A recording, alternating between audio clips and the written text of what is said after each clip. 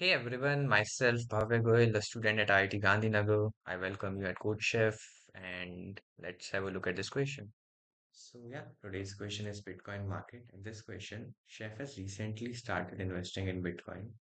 He assigns a market risk level R from 1 to N, where 1 means that it is very safe and 10 means that the market is very risky. Now, Chef will buy the Bitcoin if and only if the risk level is 4 or less. Now we're given the current risk level of the market and we need to determine whether Chef would buy the Bitcoin or not. We need to print yes if Chef would buy, otherwise we need to print no. In the input format, we'll be given a single integer R which represents the current market risk level. And in the output, we need to print yes if Chef should buy the Bitcoin, otherwise no. So for example, in the first input, we are given the current risk level equal to 2. So Chef will buy the Bitcoin.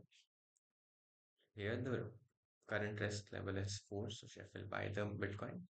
Here the current risk level is 5, the Chef will not buy the Bitcoin, right? So overall, all we need to do is take in the input of the current risk level and we need to check if the current risk level is less than or equal to 4. If it is, we need to print yes, otherwise no. Now let us see the solution in Python first. So we'll begin by taking in the input of the number n. We'll check if n is less than or equal to 4. If it is, we'll print yes, otherwise print no.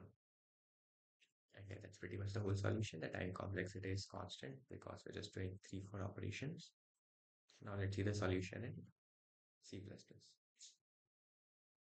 So we'll take in the input of n.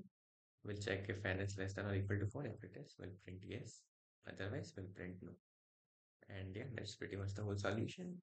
The time complexity again is constant because we're just doing these 4, 5 operations. And yeah, that's it for this video. I hope you liked it. Thanks.